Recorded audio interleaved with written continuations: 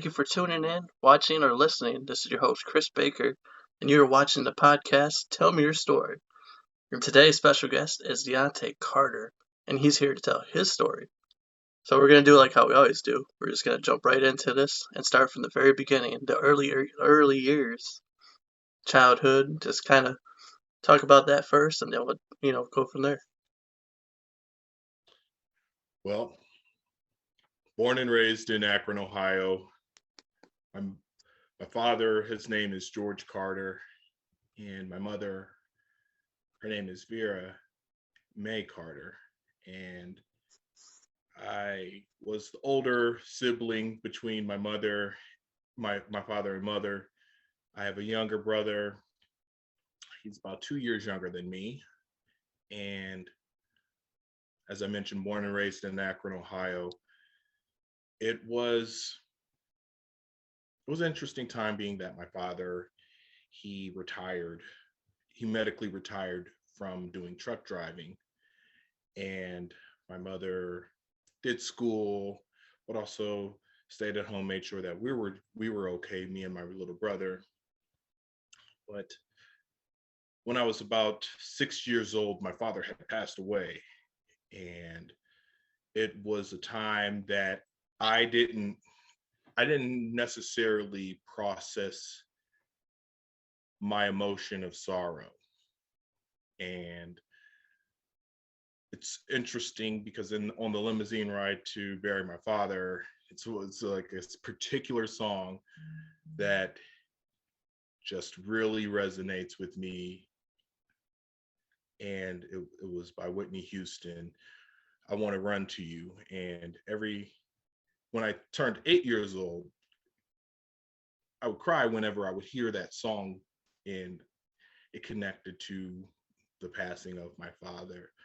So to segue into growing up after my father had passed, my mother, which it happens with grief, there's arduous times when grieving at times. So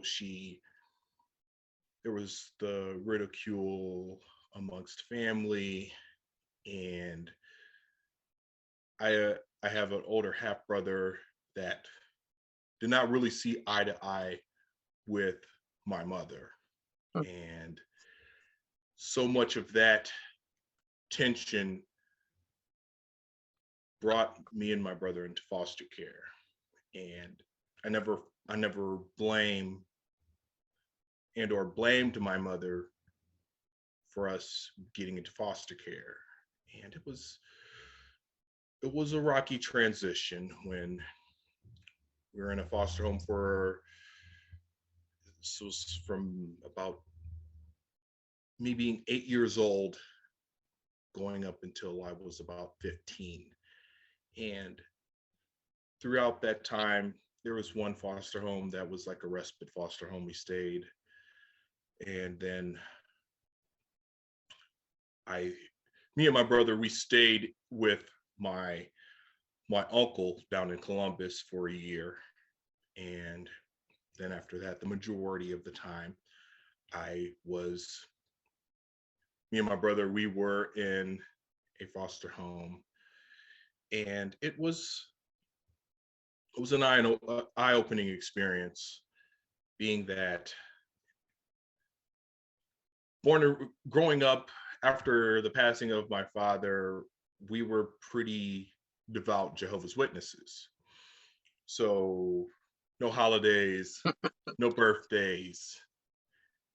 And it really, it was a hard time to see friends and see that they're having birthdays and enjoying, and we didn't participate in any of that. And although it was tough growing up that way, when everything after my father had passed, it's something that I can look back on and kind of appreciate. Now I'm a more spiritual, non-denominant Christian, but um, into foster care, it was a pastor that was our foster mother. And it was a prominent AME church that she was a part of, African Methodist Church in Barberton. And well, she was so revered by so many. And but on the flip side of that, we got talked down to a lot. And there was other foster children that got demeaned. And my foster mother, she's African American, and she would use slurs against not only me and my brother, but I have an older foster brother, an older foster sister that had really dealt with those hard times. And when I would run away a lot, I would run away a lot. I would find after school programs to be a part of, diversity clubs, to just be away from all of that hardship. And this this was the time that I was raped by my foster brother. And so kind of the pecking order within my foster mother's house was she held favorites to three people, three children, her adopted daughter and her two grandsons. And it was one of her grandsons that had raped me when in foster care. And it was something to where I didn't know what to feel. I didn't know why I was deserved, why this was the level of treatment I received while in foster care. And I would just constantly think to myself, why me? What did I do? What did I wear? What was the motive to the purpose of me getting raped by a a grandson of this pastor? And what age were you when this happened? This was it's about So 11, 12 years old. so you were still fairly young. Absolutely. And I I was able to dial into services, resources within Akron that was connected with Children's Services Board of Summit County that had counseling services. But I never talked about my trauma from rape. Yeah, It because was just always the trauma of you didn't not being allowed to go into the refrigerator, sitting on the steps, was it things of that nature. was it more so that you just didn't think they would believe you, or you just why didn't you tell us or speak up? It was to the point of not being believed because every time I ran away, I would say, why not get us out of this home because of the treatment and the unfairness of how me, my brother, my older foster brother and sister were treated versus the her adopted daughter and her two grandchildren. And I did that calculus in my head to where I felt that no one is believing me when I run away. So why would they believe me if I spoke up about me being raped? So it was something that I wrestled with for quite for a very long time. And And like from what I'm getting out of it and looking at it from, putting myself in your shoes, is pretty much they would have seen you as just, this kid that just wanted to run away. But they didn't want to look into it and think, why does he want to run away? Why, they didn't want to ask the questions. And really, they looked at you just as the juvenile, the kid that was the troublemaker. But you were doing it for a reason, but nobody wanted to ask questions. to even add on to that, it was the reputation of the pastor, of my foster mother. She emitted this presence of being so revered by just community as just this spiritual leader. And how could this happen in her home? And I would constantly tell children, I was constantly telling Children's Services Board of Summit County that, hey, this is happening. This is what has happened. We're not allowed to go in the refrigerator. We're getting shoes thrown at us. We're subjected to sitting on the steps. And it led into just not even alluding to me being raped. And I just felt that if that's not being believed, it's not going to change anyone's minds, and I've made suggestions of different programs of saying, can we get reassigned to a different foster home, get put into put into safe landing, so many different resources that a child at the age of 11, 12 years old, in my mind, shouldn't have had the Rolodex of just all of this information of just different services. I just feel like it was something to where should be focused on sports, clubs to be a part of. Yeah. But it was constantly me having that index of how to reach out for help. And it was something that I did not stop doing, being that I felt that there has to be someone to hear my story, hear what me and my brother has been through, to the point that they can be that change agent and say something. And we had moved from North Hill, Akron into Barberton. And as we were moving, I noticed there was a plaza with Children's Services Board in that plaza. And I just mentally took that picture and just said, this is where this is located.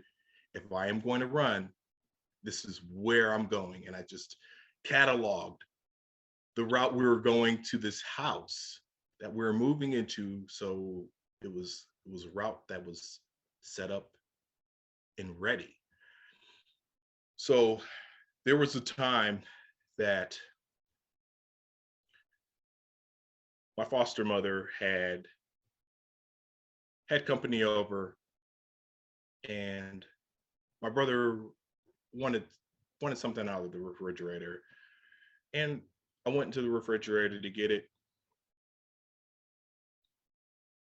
My foster mother heard me in the refrigerator. She called both of us into the living room. What are you doing in the refrigerator? I said, I'm getting my brother something to drink. And even her company was putting us down and saying, you're not allowed to go into the refrigerator and all of this. And we got sent back to our rooms. And to frame it up of how my little brother had seen what had happened, my brother had went to bed, and he looked at me, and I was looking out the window, and he turned around and tried to go to sleep. And then he turned back around, and my brother, to this day, he said, you were up the street, you were gone and up the street. And it was just within Not even 2 minutes. You were looking out the window. I turned around, 2 minutes had elapsed, turned back around. You were up the street. So I, I ran and went the same route I remembered, going to Children's Services Board of Summit County within Barberton, Ohio. And I had pleaded with this police officer, please, I need to talk to with my caseworker. Something needs to change. Something really needs to change. Me and my brother, we can't live like this anymore. The first thing the cop did, he called my foster parent, and from what he had stated after getting off the phone with her, well, she's a well-respected pastor. You all should talk about this. Everything will be smoothed out. She was worried sick about your well-being. And in my mind, I'm saying, no, this is a game No, she's yeah. putting into your sphere of thought. And after me saying, hey, please, can I talk with my caseworker? He finally called my caseworker, and this was a new caseworker, fresh out of school. And she said, after looking over your file and the many times you ran away, I'm getting you and your brother out of this house. I don't see that you're making this up. There's a reason for you all to run, for you to run away, and there's a problem. Yeah, but it finally clicked. And Somebody finally understood. absolutely. And it was the aha moment for sure. Yeah. And it just it, it for even me to reminisce on that, it sends chills that it was someone that heard finally listened. And she came down to Barberton. She drove me back to my foster home. She just said, when you get in there, you let your brother know, just pack up your things. Don't say anything to your foster parent. Just go straight to your room, pack your things. I will talk to her. And she read, my caseworker read her the riot act for sure and said, hey, there's a reason Deonte kept running away and something isn't right. And she left it at that. And we went back to Akron. And after, there was a couple of foster homes that my brother and I stayed in. And by the age of 15, my mother was able to get us back. And it felt really good to be reunited with my mother. And she went through so many different programs to get us back. And as I mentioned before, I'd never blamed her for grieving. It was a lot there was a lot of scrutiny from family, from her friends after my father had passed away. And it was just that mentally arduous for my mother to just piece it together and keep her composure. And it I was just grateful that my mother got me and my little brother back. Yeah. And to kind of segue through high school, it became part of a culinary arts restaurant management program. I went to Garfield at that time and had a magnificent rapport with just all of the juniors that I was with in restaurant management, and I really just enjoyed cooking at the time. And after losing my father at the age of 6, I had said to myself that I need to have some sort of structure. And although I had male figures throughout the times in foster care, I felt like I needed to get a little bit more of a structured upbringing after I get out of high school. And But I made a my decision. question is Oh, for that, yes, being yes. that everything that took place, being that you were raped by somebody, um, did it have an effect on you when it came to finding a male mentor, or how did you handle that situation? Was it tough or was it kind of easy going? It was, I felt that my, so I looked to him as a foster brother, but he was the grandchild of my foster mother. And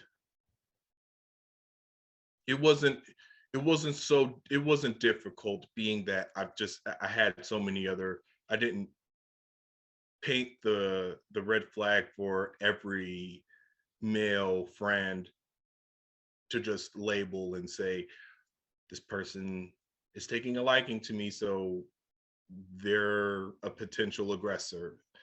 And it was never anything like that. I felt like something wasn't right with my foster brother doing that. And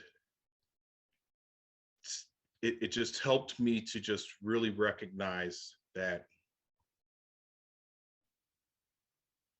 it was, and this came to this conclusion at an early age, that for a male to seek help is not a sign of weakness, it's a strength. And there's so much stigma and ideologies of, well, how could you let that happen to you're a man, you're masculine, this shouldn't this shouldn't be the case for you to be victimized, for you to be raped. And it's something that stuck with me, that right is right and wrong is wrong, and bad things happen no matter what gender, what sex a person is. An aggressor can be anyone, regardless of gender, sex, as far as it goes. And I just, it was something that I came to a conclusion to. And even while I was going to high school, the movie Antoine Fisher came out, and I really wanted to check this movie out. And it's on my bucket list. I want to meet Antoine Fisher, being that his life is so paralleled to my own. He's born and raised in Akron, Ohio. So was I. He grew up in foster care. So did I. He's a survivor of sexual assault and rape. So was I.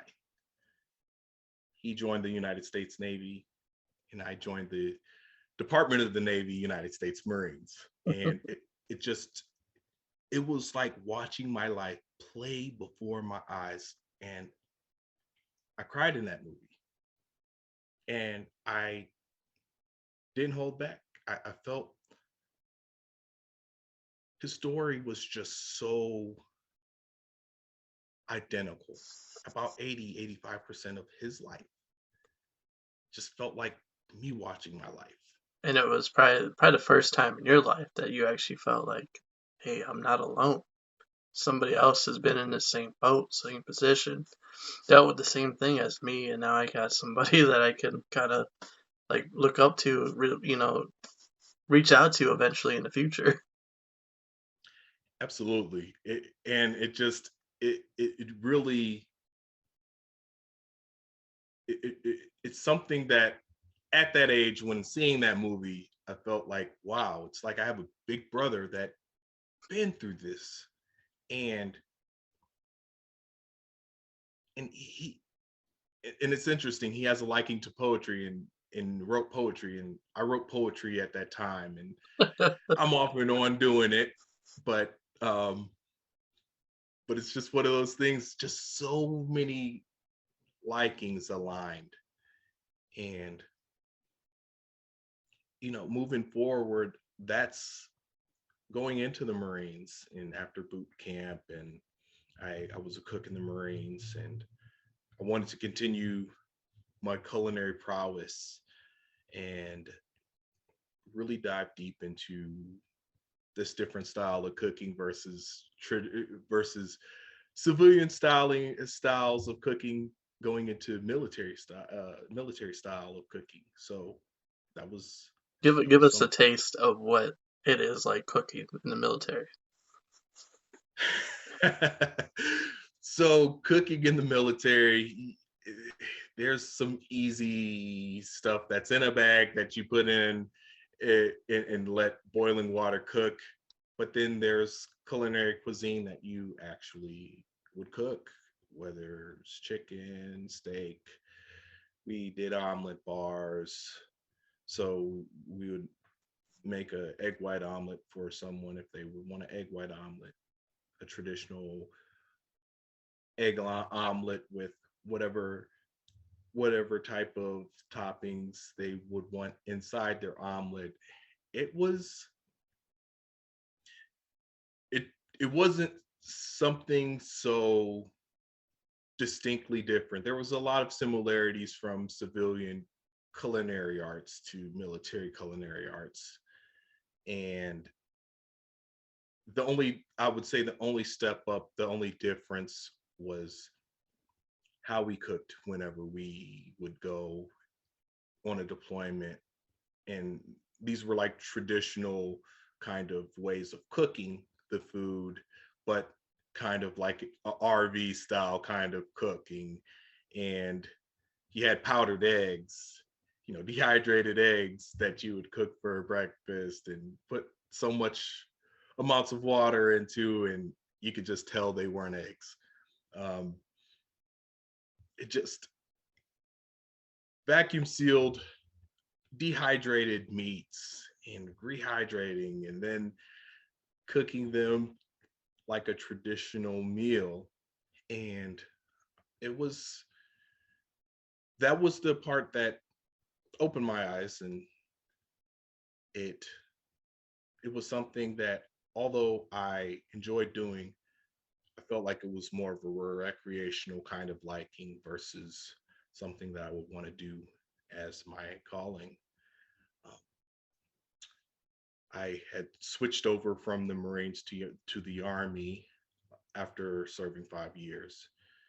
I did 2 deployments with the Marines, and while in the Marines, a lot of it was kind of food inspecting kind of work.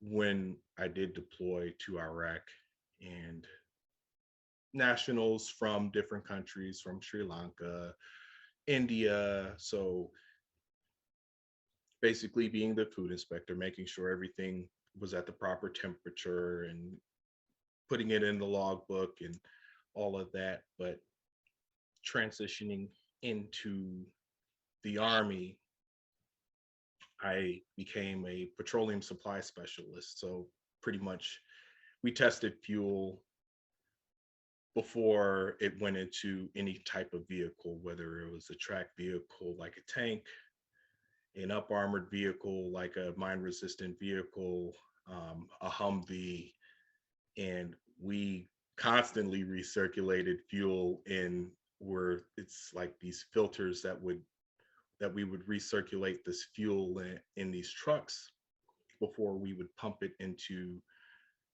aircraft. So we fueled up helicopters, different types of military helicopters, jets, and did a lot of field exercises for that. But when I did my year deployment to Iraq, it was something to where we did a lot of convoys, escorting equipment and escorting interpreters in the efforts of Operation Iraqi Freedom, transitioning into Operation New Dawn. And while all that was happening and de- being deployed twice in the Marines and once in the Army, it it was something to where I said, these are not my true callings. What can I do? And after separating from the Army, I did a lot of different odd jobs, working at the post office as a mechanic on automation, letter automation machines, worked at Coca-Cola as a merchandiser. Um, it was just a lot of pieces that were fill-ins and me just trying to get a feel of what I would want to do. And I got started with my degree in human and social services, my associates, and the light came on, the idea light came on finally. And sitting down with my academic advisor, 'cause I was thinking, okay, criminal justice. And then my advisor had said, well, you did similar work in the military geared towards criminal justice. And you did the police academy with Akron University, and you've seen how it was, the racial lines were still up for police relations and profiling, and it's What? something you. Hold on. What year was this? What year is this? Now this is, so graduated the police academy in 2018, and I did uh, another trade kind of training for computer numerical control as like a backup if things didn't work out for me going into for my associates in criminal justice initially. So I had the computer numerical control certification as backup. So when I go into when it was me going into my associate's degree at the university I was attending, my advisor helped me to just realize that human and social services would be a great springboard for you. And when I, and this is my advisor talking to me about this, she had said, you told your story about your life and how you dealt with that. And it seems it's going towards you wanting to advocate and help other populations, similar populations that have been in foster care, that have been in the military, that are survivors of sexual assault, rape. And for you to have went through the process of getting counseling even after you got out of foster care and going into the military and speaking about your traumatization and all of this and how to move forward in life. This is a story that can help others. Yes. And I was just truly thankful that she was that faith driven to be that guidance, support, and to just really just peel back the layers and rewind back to when I met her and I talked to her about my story and my life, and she just articulated and pieced it together and said, this is what you can do to just be so helpful to these different walks of life, similar populations that are going through all of this. Yes. And this was like the second to the last semester I was attending, the university I was attending. And one of my advisors, Deborah Johns, she was talking to us about elevator speeches. And it was something that it was this gut wrenching feeling of, wow. And I identified a rape crisis center within Stark County, and I had said, this is where I'm going to do my elevator speech. This is where I want to be a part of a team that is doing their best, putting forth the effort to change the dynamic of rape culture, sexual assault, prevention, making prevention, safety planning. And so Chris, I'm telling you, I went to Compass, and an elevator speech is like a minute, 2 minutes tops. And I go in, I walk in, and the case manager at the time, I had said, good afternoon, my name is Deonte Carter, told my story. And I said, I just want to be a part of the solution to changing the narrative of what the cycles of a survivor goes through, and making the point be very clear to a survivor that it wasn't the cologne you were wearing, the perfume you were wearing, the type of clothes you were wearing. This was something geared on the aggressor, really laying the foundation of power and control. And I had spoke this to this case manager, Tanya Cliff, and she literally said, "Oh my goodness, you are speaking our language," and it's so true on what you're speaking. I'm taking your name down. I'm bringing this up to the victim advocate supervisor and our director. Wow. And don't be surprised if you get a call tonight or early tomorrow morning. Wow. Wow, man. I mean, just tell me, how did that feel in that moment, just to hear that?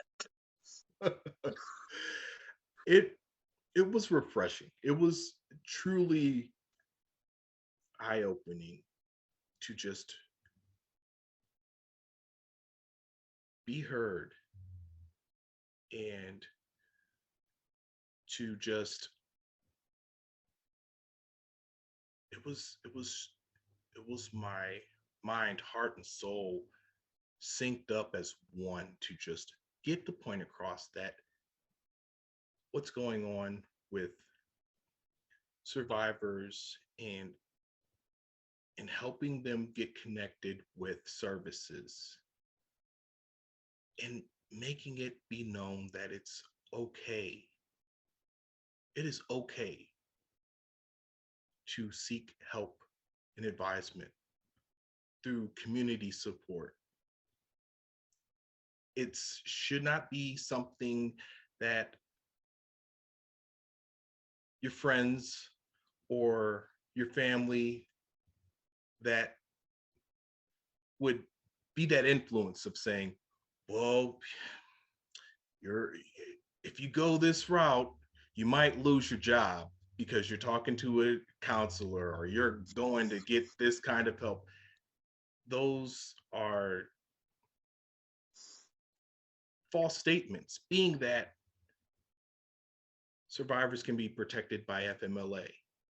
the Family Medical Leave Act, and the Department of Labor protects employees no matter where you work, whether the private sector, federal sector, what have you. An employer has no right to get into information involving health, behavior health, and then use that and weaponize that and say, well, you went to this appointment, that's making our company look bad, you're fired. They cannot do No, that. they shouldn't be able to do that. And it's just so ingrained into society that I don't want to go. I don't want to go. I don't want my friends to look at me this way. I don't want my family to embarrass me. How are they going to look at me? And it's just being that piece, that support system, to being a part of that equation, to say, look,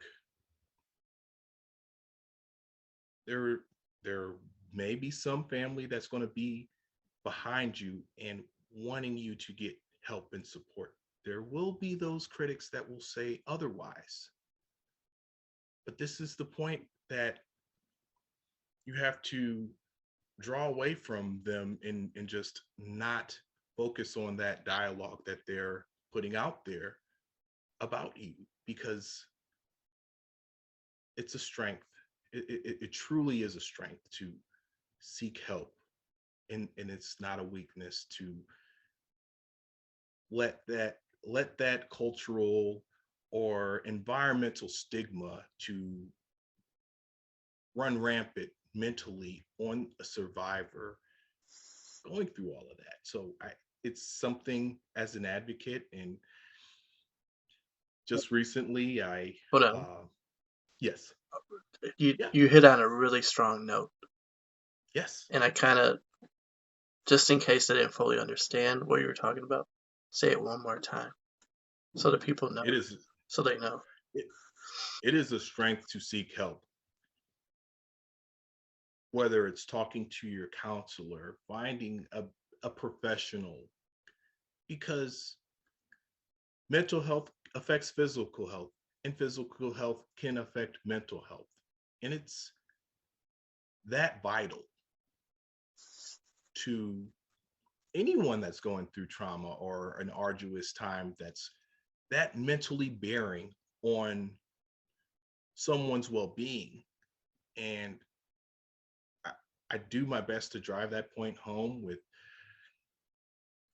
friends that have been through foster care, my brothers and sisters in arms that's been in the military, and survivors. And whether they are friends, personal friends that have talked to me about their story, or going on a crisis call and talking with a survivor, it's that important to make that point be clear, and to change that swept under the rug taboo subject of, this is going to make me look weak if I go to a counselor for XYZ, for sexual assault, rape, dealing with trauma, coming out of the military. It's something that is so important to just your own mental well-being leading into your physical well-being, and it goes backwards as well. And I gotta jump in here real quick, and it's kind of channeling in right now that somebody that's watching or listening, that they are currently dealing with a situation where they have a really, really good day, but when they go to sleep at night, they have flashbacks. They're having nightmares. What would your advice be to that person to help them in that situation? What can you say to help that person to get, so that they know that it's okay with the flashbacks and the nightmares that they're dealing with and they've been dealing with? My advice is to really just know that you're not alone. Know that this is something that is being dealt with by multiple walks of life, different populations. So don't feel like you're alone. And another point to that is I would tell this person it is okay. It is okay to talk to a friend, cry to a friend, whether you're a male, whether you're a female.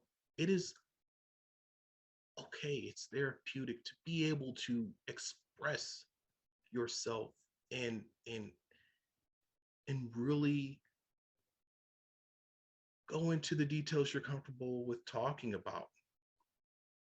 And if it's getting to the point where it's that overbearing for some for the nightmares and all of that that's going on, take that leap and talk to a counselor, talk to a behavioral health counselor. And a lot of the stigma behind the behavioral health field is, well, this counselor is going to judge me. Yeah. Or if it's a survivor that's a male of sexual assault and they walk in and their counselor is a female, well, that's going to make me look weak in front of a woman. Counselors, behavioral health professionals are non-judgmental. It's not something that they can just get out on public square and just broadcast your information.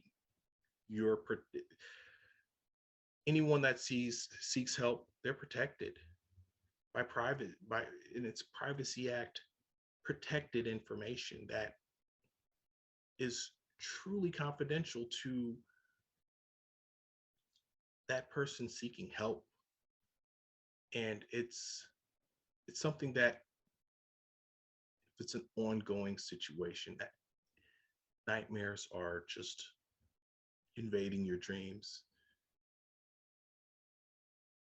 make that step to talk with a counselor. And it's not going to be something that is going to be against someone in a negative way. It's going to strengthen them. And one of the mantras that is a biblical mantra, but the Army uses it a ton. Iron sharpens iron. And Amen. just really hone in on just getting your iron sharpened and retooling yourself and saying that it's okay. We're human. We deal with things differently, but at the same time, it's not a problem. It shouldn't be looked at as an infraction to seek out help through behavioral health. And an analogy that I use with my friends, I would say to like a military buddy, you got a laceration from an accident in your kitchen. What do? You call 911, you get rushed into the emergency room, pre-op, operation, post-op, aftercare, and you follow up and make sure that your wound isn't going to get infected. The same concept should be applied for behavioral health. Treat those nightmares like that accidental cut, laceration that you had in the kitchen, and seek help. And let that be the process to retool yourself, get support, and not let exterior stigmas keep you away from that. Well said. Well said. And I mean, being that you got to be in this field that was pretty much your calling, how does it feel just being there and being able to help others and talk people, through stuff that you have gone through and being able to guide them? Just let's talk about that for a minute. Yeah. Um, Doing victim advocacy, it's it, it is the dual therapeutic for me because being able to have those empathetic conversations with survivors and saying to them, I know I've been in your shoes. I've had that feeling of a million to a trillion things just going through your head of what's next? How is this is going to happen? How am I being viewed? Did I wear something wrong? Did I put something on this way or that way to have this attention brought to me? There is so much that goes through someone's mind mentally. And as a victim advocate, it's it's me just basically saying it's human to do this. It's human to feel this way. You're I've been there and don't necessarily let this be something to where you feel like you're alone or feel as if you're the only one that's going through this.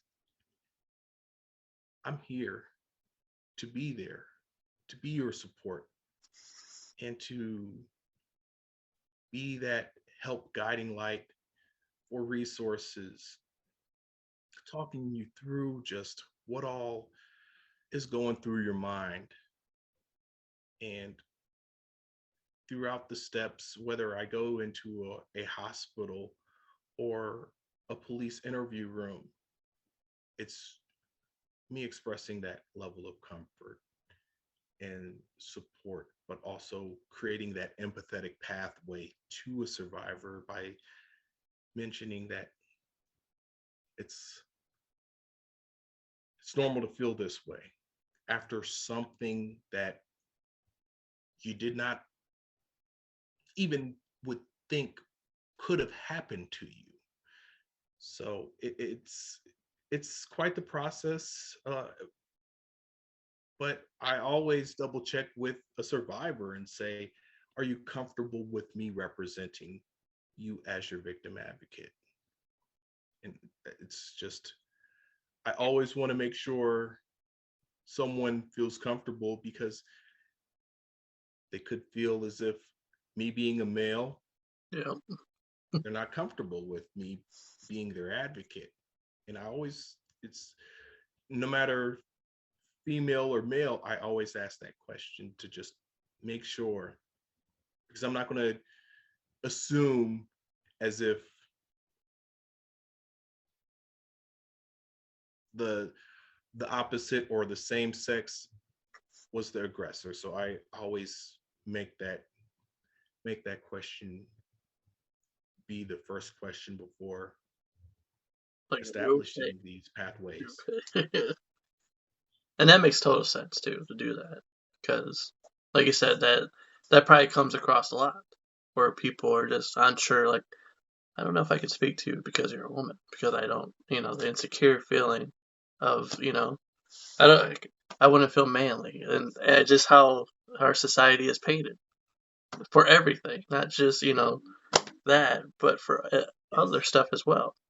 Like if we go to a job interview and it's a female, are you gonna approach her the same way you would with a male? Same with the opposite end, the male interviewing the woman. Are you gonna do the same thing? How are you gonna feel? Would you have the same conversation if it was the same sex or not? So exactly. I totally And get it. I understand. absolutely. But And I mean, as far as everything else goes, it's going on almost 3 years of me being an advocate. I quite recently became the diversity, equity, and inclusion coordinator with the Rape Crisis Center that I work for. Congrats, And man. Congrats. thank you. Congrats. Good So job. appreciate it. Keep it up.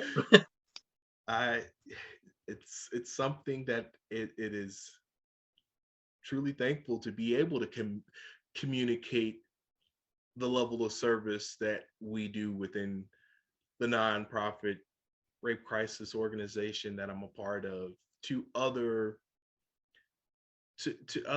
nonprofit organizations, and just to make it clear that it's not just one walk of life that is qualified to seek services. Everyone that is a survivor, no matter whether they are a disabled veteran, black, white,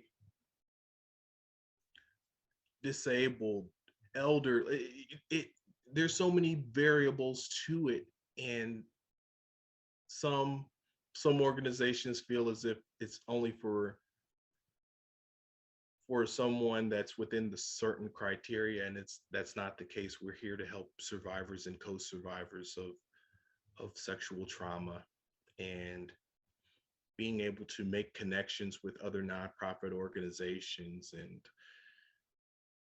I was able to connect with the NAACP, and became their military veterans affairs coordinator, well, not coordinator, but chairperson with Stark County, and just being able to make connections, and then other organizations seeing what kind of work that you do, it just opens eyes to, wow, this is truly phenomenal that this organization is doing for the community, and how they're just creating this big help to survivors. And it's not just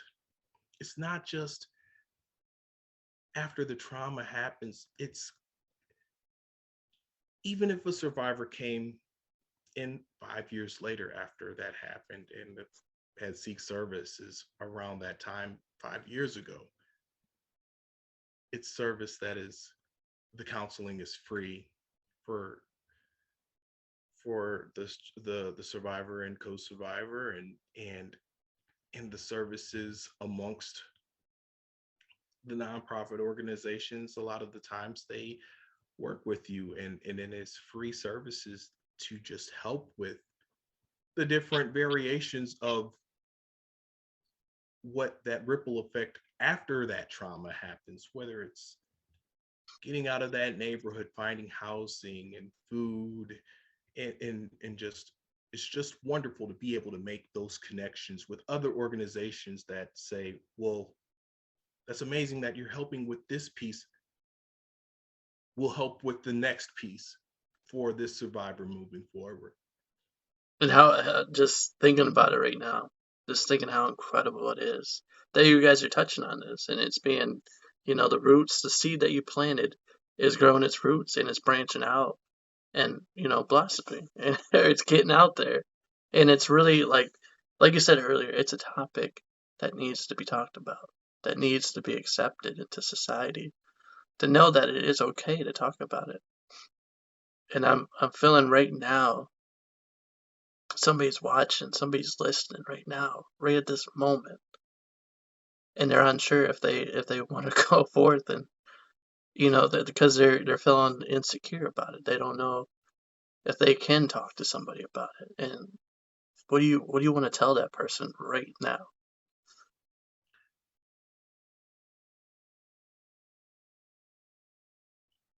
I understand what you're going through, and these are tough times within your life, that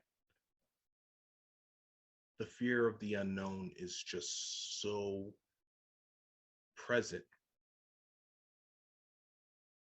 with what all is going on. But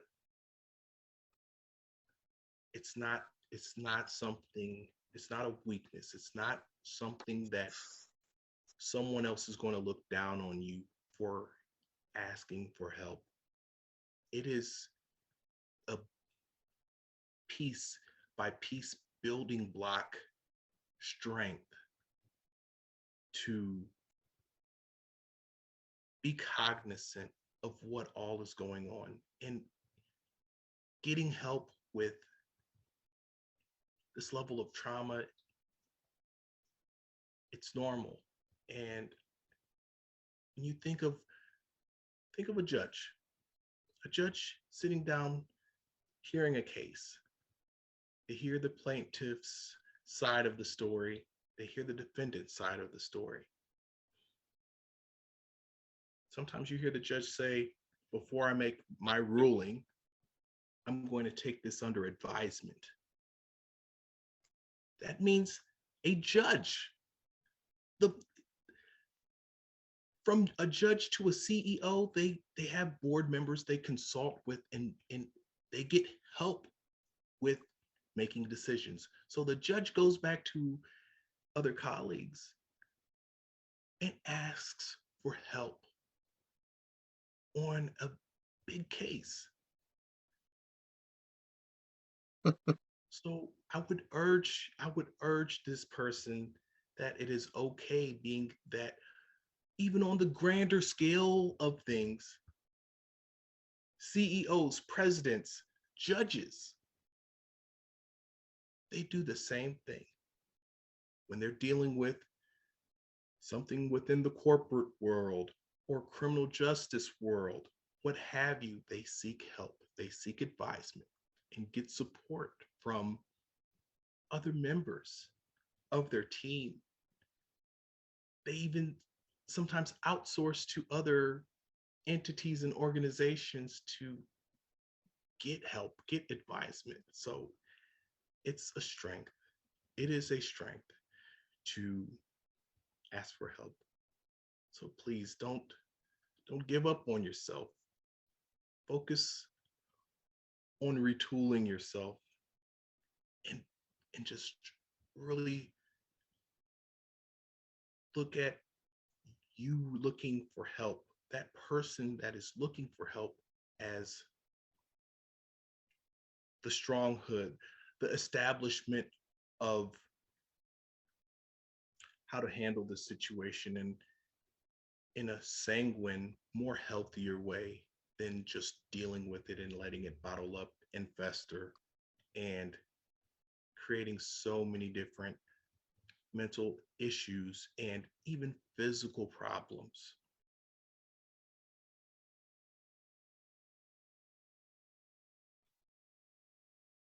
That's what I would say.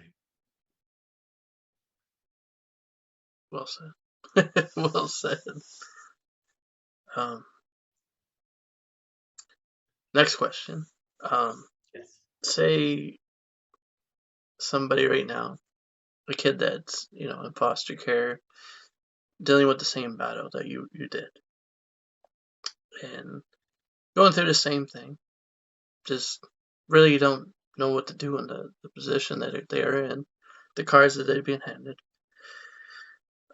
What is your advice for that kid that's listening right now?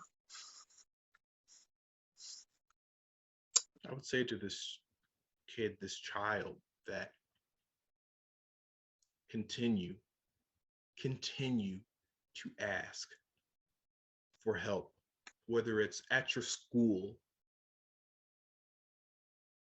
whether it's a teacher, a school counselor, your guardian ad litem, basically a child lawyer, children's services. Don't let anyone say that, like, don't let anyone speak for you. And what I mean by that is by undermining what you're saying, by saying this person is this good or has this reputation, and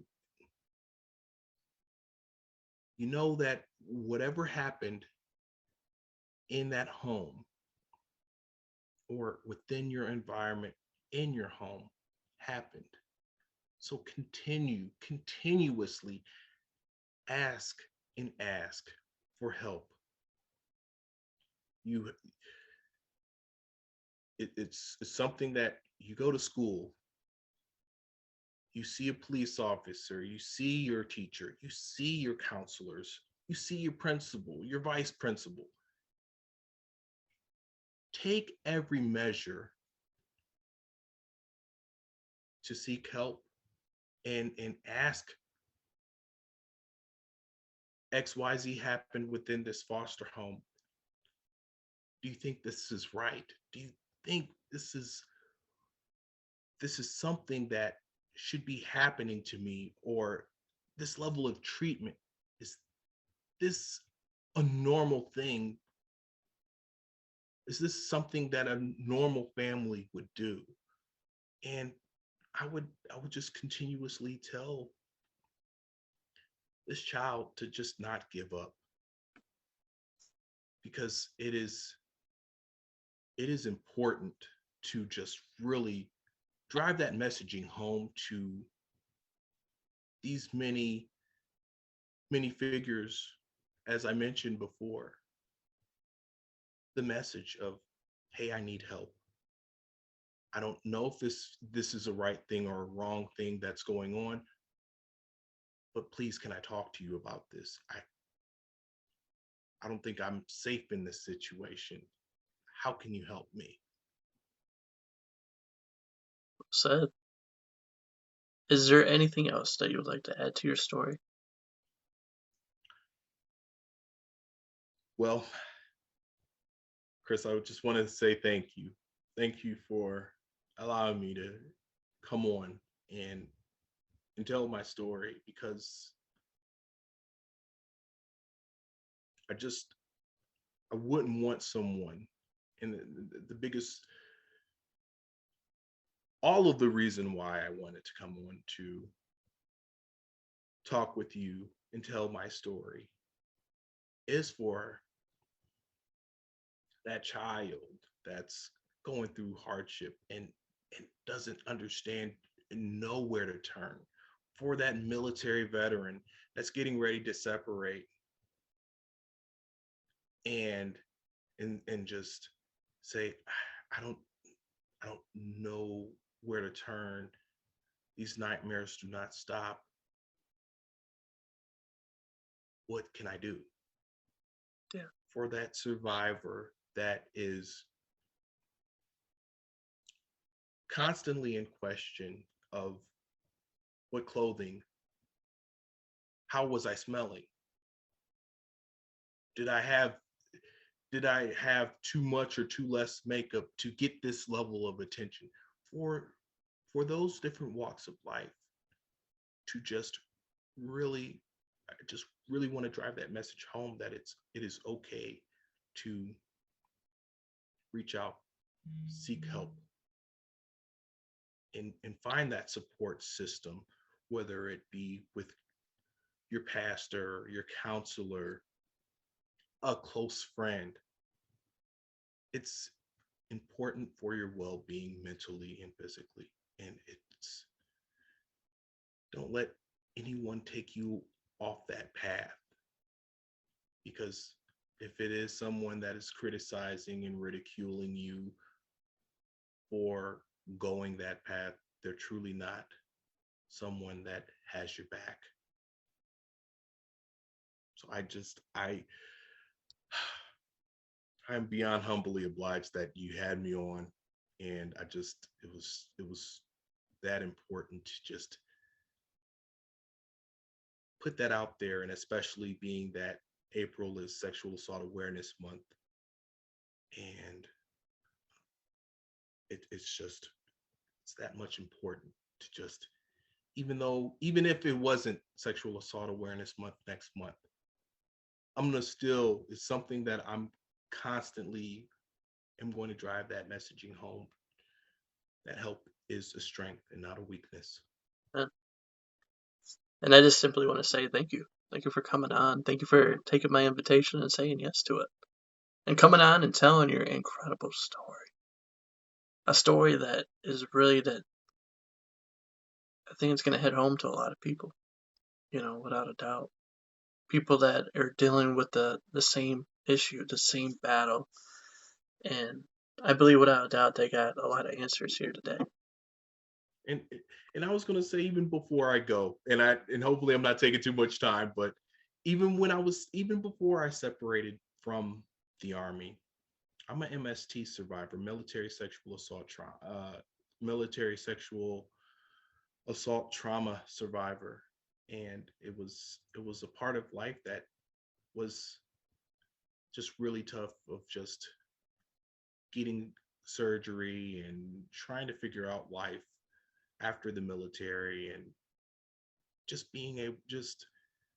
taking some time away from military life to just hang out. And someone, I don't know if someone put something in my drink when I were at the place that I was, or the establishment that I was hanging out at, and I was found in an alley, and I couldn't believe that it happened to me again. But it was something to where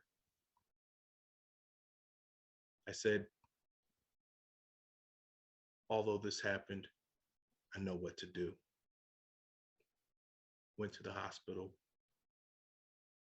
got my exam, my rape kit done, and moved forward with seeking help, and letting letting the people know in my corner that this happened to me, and I'm reaching out for help, and it's something that I said, although this happened again,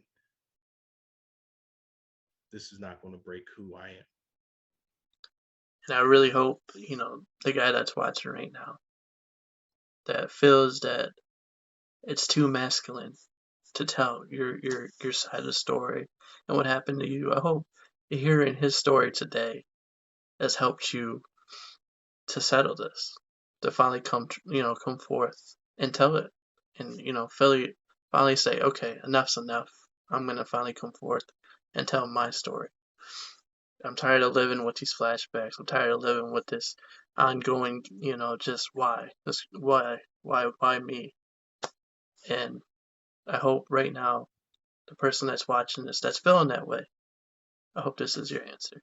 I hope this is what you were looking for, because this is what it's all about, man. This is what this whole podcast is about. To hear stories that are here to inspire you, to encourage you, to let you know that you're not alone. You're not alone in this world. And what more of an incredible story. It might be kind of tough. It might be a little touchy, but it was definitely worth hearing. I'm so glad that you were able to come on here and tell your story, and just now let it be shared to the world for the people that truly, truly need to hear it more than ever right now. That are pretty much to their last ends, and they're feeling like there's no way out. And I hope that, when you come across this video, I hope this touches you. And I hope this is, like I said, I hope this is the answer that you're looking for, to let you know that you're okay. You're not alone. Everything is going to be okay, though. And now, I also want to add, too, is there any way that they could reach out to you and, actually talk to you personally or your company? Yes. I'll put my I'll send my information, but I work with Compass Rape Crisis. We serve Stark, Tuscarawas, and Carroll counties.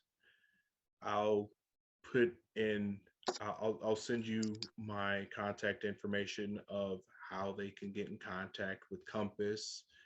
And like I had mentioned, I do diversity, equity, and inclusion coordination. If there's any organizations out there that would like to partner with Compass, and just bridge that gap of making everything equitable, in regard of no matter what walk of life that is seeking help, would love to talk with you and see how we can be able to bridge that gap. And for anyone that is going through, that has been through, no matter how long ago or how not so long ago, that has been through sexual trauma, I will provide the information. For Stark County, the hotline is 330-452-1111. And for Tuscarawas County, it is 330-339-1427. It's a 24-hour number that is geared to hear your story and guide you in the right direction to a hospital, and a sane sexual assault nursing examiner will be there to just help be that guide around everything that's happening from square one all the way to the last step. And an advocate just like myself will be there and have your back and be that connection in saying that empathetically, we're here for you. And any other connecting services that we have available, we will be forthcoming to just put that all out there on the table to help and be that guiding support system towards healing and just making it be known that it's okay. We're here to help you, and it's not a weakness, it's a strength. And I'll definitely provide my information, and I'll send it, and it'll be something that you can post as far as it goes, Chris. And I just, again, I thank you so much. Thank you so much for just hearing my story, to just get that message out there to those survivors, foster children, military veterans that are trying to separate into civilian life, or MST survivor, military sexual trauma survivor.